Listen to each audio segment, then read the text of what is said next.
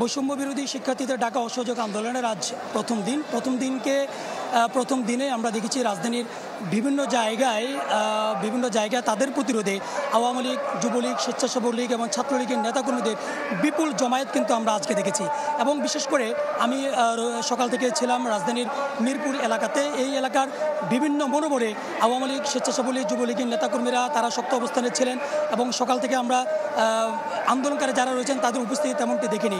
কিন্তু দুপুরের পরপরই আমরা দেখেছি গোল চত্বরকে ঘিরে বিভিন্ন জায়গায় যে আন্দোলনকারী যারা রয়েছেন তাদের অবস্থান কিন্তু আমরা দেখেছি এবং তাদের সাথে আওয়ামী লীগের নেতাকর্মীদের সাথে পাল্টা দেওয়ার ঘটনা ঘটেছে। এখানে ককটেল বিস্ফোরণ হয়েছে এবং একে অপরের দিকে পাটকেল নিক্ষেপের ঘটনা ঘটেছে এবং এখান থেকে মিরপুর 13 দিকে পাল্টা দেওয়ার যে ঘটনা সেটি ঘটেছে। মিরপুর ওই দিকটাতে ঘটেছে, মিরপুর 2-এর দিকেও কিছুটা সংঘর্ষের ঘটনা ঘটেছে। তবে আজকে আমরা মিরপুর এই এলাকাতে আইন শৃঙ্খলা রক্ষাকারী বাহিনীর সদস্যদের উপস্থিতি কিন্তু আমরা তেমন দেখিনি। সাধারণ মানুষগণের আতঙ্ক দেখেছি, তাদেরকে দিক বিদিক ছুটি করতে আমরা দেখেছি। সব মিলিয়ে বলা চলে যে এখানে দুপুরের পর থেকে এক ধরনের যে রণক্ষেত্র বলা যায় সে চিত্র কিন্তু দেখা গিয়েছে। একে অপরকে পাল্টা দেওয়া, ইট পাটকেল নিক্ষেপ করা, ককটেল বিস্ফোরণ সেটি কিন্তু ঘটেছে। আন্দোলনকারীরা মিরপুর গোল চত্বর এলাকা দখল করার চেষ্টা করেছে, কিন্তু আওয়ামী লীগ, যুবলীগ, স্বেচ্ছাসেবক লীগের শক্ত অবস্থানের কারণে তাদেরকে কিন্তু আমরা এই এলাকাতে প্রবেশ করতে দেখিনি। বলা চলে যে পাল্টা দেওয়ার যে ঘটনা সেটি কিন্তু ঘটেছে এবং সেটি ঘটতে গিয়ে মিরপুর পুরো এলাকাতে কোনো রকম যানবাহন কিন্তু চলাচল করছে না। সাধারণ মানুষের ভিতরে এক ধরনের শঙ্কা দেখা দিয়েছে, তারাও কিন্তু দিকবিদিক ছুটি করে একটি নিরাপদ স্থানে তারা অবস্থান করার চেষ্টা করছে। সবশেষ যদি আমি বলি, মিরপুর এলাকাতে এখন এক ধরনের থমথমে অবস্থা বিরাজ করছে। দর্শক, রাজধানীর যাত্রাবাড়ি থেকে জানিয়েছেন ফয়সাল হোসেন। দর্শক, আমি এই মুহূর্তে আছি যাত্রাবাড়ি এলাকায়। এইখানে কিছুক্ষণ আগে আন্দোলনকারীরা কিন্তু যাত্রাবাড়ির যে ফ্লাইওভারটি সেই ফ্লাইওভার থেকে সরে এসে পুরো ফ্লাইওভার এলাকাটি দখল করে নেয় এবং এইখানে যে যাত্রাবাড়ি থানা রয়েছে সেই থানায় কিন্তু তারা হামলা চালিয়েছে। একই সাথে যাত্রাবাড়ি সহ আশেপাশের পুরো এলাকা কিন্তু দখল নিয়েছে তারা। এইখানে আইন শৃঙ্খলা বাহিনীর সদস্যকে আমরা একটু নীরব ভূমিকায় দেখেছি। তারা কিন্তু আন্দোলনকারীদের সাথে কোনো ধরনের পিকেটিংয়ে বা কোনো ধরনের ঝামেলাই তারা জড়ায়নি। আন্দোলনকারীরা এখন কিন্তু যাত্রাবাড়ি এলাকায় রয়েছে এবং যাত্রাবাড়ি এলাকা সহ আশেপাশের যে এলাকা রয়েছে পুরো এলাকায় কিন্তু তাদের দখলে তারা রেখেছে এবং যে হানিফ ফ্লাইওভারটি আছে হানিফ ফ্লাইওভারটি কিন্তু এই মুহূর্তে একদম বন্ধ করে রাখা হয়েছে। হানিফ ফ্লাইওভার সহ আশেপাশের রাস্তাও কিন্তু তারা বন্ধ করে রেখেছে। তো যাত্রাবাড়ি এলাকায় আইনশৃঙ্খলা বাহিনীর সরব উপস্থিতি থাকলেও এখনো কিন্তু আন্দোলনকারীদের সাথে কোনো ধরনের সংঘর্ষে তারা জড়ায়নি। যাত্রাবাড়ি এলাকা থেকে এই ছিল সর্বশেষ পরিস্থিতি। রাজধানীর আফতাবনগর থেকে সেখানকার সবশেষ অবস্থা জানিয়েছেন মাকসুদুন নবী। আমি এই মুহূর্তে দাঁড়িয়ে আছি রামপুরা প্রধান সড়কে। এখানে পরিস্থিতি খুব একটা ভালো নয়। আধা ঘন্টা আগে এখানে ব্যাপক সংঘর্ষ হয়েছে। সেই সংঘর্ষের সূত্রপাত যেভাবে হলো আমি বলতে চাই, যেটি হচ্ছে যে ইস্ট ওয়েস্ট ইউনিভার্সিটির সামনে জড়ো হওয়া শিক্ষার্থীরা কিন্তু তারা শান্তিপূর্ণভাবেই তাদের বিক্ষোভ সমাবেশ করছিলেন রামপুরা ব্রিজের ওপরে। সেখান থেকে তারা নানা বক্তব্য দিচ্ছিলেন তাদের দাবির সপক্ষে।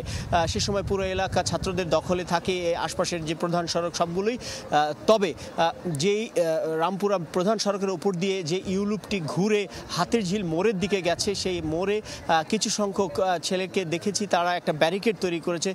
তাদের মধ্যে সবাই শিক্ষার্থী ছিল না, বেশিরভাগই ছিল শিক্ষার্থীর বাইরে অন্য কিছু লোকজন, যারা সেখানে ব্যারিকেড দিয়ে রাস্তা গাড়ি চলাচলে এক ধরনের বাধা তৈরি করে। তো এর মধ্যে যখন একটি মাইক্রোবাস এই বাধা উপেক্ষা করে যাওয়ার চেষ্টা করে এবং শিক্ষার্থীদের উপর দিয়ে চালিয়ে দেয়, সেখানে বেশ কয়েকজন অন্তত 7 থেকে 10 জন হতাহত হয়েছে বলে আমরা দেখতে পেয়েছি।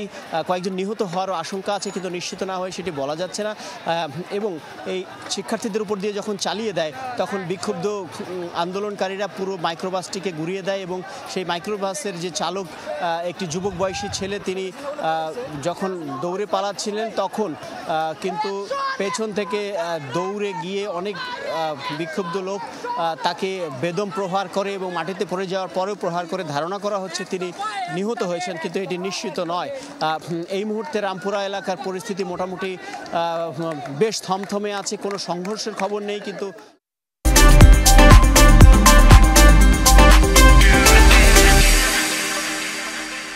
সকাল থেকে উত্তপ্ত রাজধানীর শাহবাগ এলাকা। ঢাকা বিশ্ববিদ্যালয় টিএসসি থেকে শেষ পরিস্থিতি জানিয়েছেন শামীমা সুলতানা। টিএসসি থেকে শাহবাগ পর্যন্ত পুরো এলাকা কিন্তু আন্দোলনকারীদের দখলে আছে এবং তারা এখানে অবস্থান করে আছেন এবং এখনো পর্যন্ত সকাল থেকে আমরা এখন পর্যন্ত দেখছি যে বিভিন্ন জায়গা থেকে কিন্তু আসলে ছোট ছোট মিছিল নিয়ে কোনো মিছিল আবার অনেক বড় প্রায় 100 থেকে 1000 পর্যন্ত মানুষের মিছিল, এরকম নানা মিছিল কিন্তু শহরের বিভিন্ন জায়গা থেকে মিছিলগুলো এই এলাকায় আসছে এবং শাহবাগ থেকে টিএসসি কিংবা হচ্ছে গিয়া কাটাবন কিংবা হচ্ছে গিয়া পরিবাগ কিংবা মানে চারদিকটেই, সেটা ঢাকা ক্লাবের দিকে বলি, যতগুলো সড়ক আসলে এই শাহবাগকে কেন্দ্র করে আছে এবং টিএসসির আশপাশে এলাকা যেগুলো আছে সবগুলো কিন্তু আসলে লোকারণ্য এবং এখানে শুরুতে আমরা সকাল যখন দেখেছিলাম যে মিছিলগুলো আসছে তখন আসলে ছাত্র সংখ্যা কম ছিল, তবে এখন বেলা যত গড়িয়েছে তত কিন্তু ছাত্র সংখ্যা মিছিলে বেড়েছে এবং শুধু ছাত্রে আর সীমাবদ্ধ নেই, বিভিন্ন ধরনের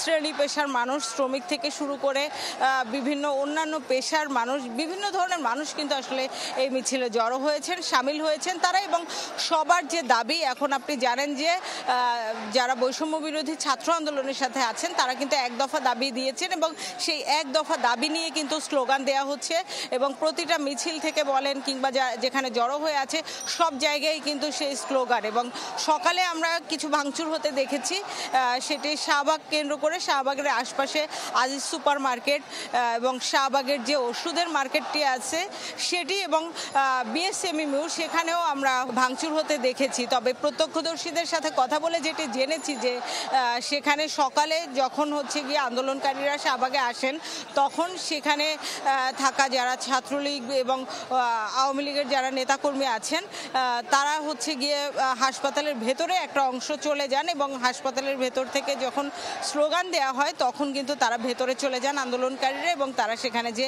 ভাঙচুর শুরু করেন। আমরা বেশ কয়েকটা অ্যাম্বুলেন্সকে ভাঙচুর করতে দেখেছি এবং ভেতরে একটি পরিত্যক্ত অ্যাম্বুলেন্সে আগুন জ্বলতে দেখেছি এবং সেটি যেটিতে আগুন জ্বালানো হয়েছে সেটি আসলে কোন পক্ষ দিয়েছে সেটি স্পষ্ট করে আমরা বলতে পারছি না। তবে হচ্ছে গিয়ে হাসপাতালের যে ভেতরের অংশ সেখানেও আমরা দেখেছি ধাওয়া পাল্টা ধাওয়া হতে এবং বেশ কয়েকটা জায়গায় হচ্ছে গিয়ে গণমাধ্যমের উপর আক্রমণ আমরা দেখেছি। একটি টেলিভিশনের গাড়ি সেটি ভাঙচুর করা হয়েছে এবং কয়েকজন ফটো জার্নালিস্ট এবং জার্নালিস্ট রিপোর্টার যারা তাদেরও কয়েক জায়গায় হচ্ছে গিয়া আক্রমণের যে ক্ষোভের আগুন সেই আগুনে তাদের আসলে আক্রমণের শিকার হতে দেখেছি আমরা।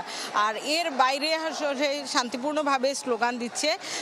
এখন আসলে সকালের যে ভাঙচুরটা ছিল সেটির পরিমাণ এখন কমে গেছে, এখন আসলে তারা বিভিন্ন সড়কগুলোতে জড়ো হয়ে তারা আলাদা আলাদাভাবে স্লোগান দিচ্ছেন, যে যার মতো করে আসলে অবস্থান নিয়ে আছেন এবং এখনও অনেক মানুষ আসছেন এবং তারাও সেই মিছিল করে আসছেন, স্লোগান দিচ্ছেন।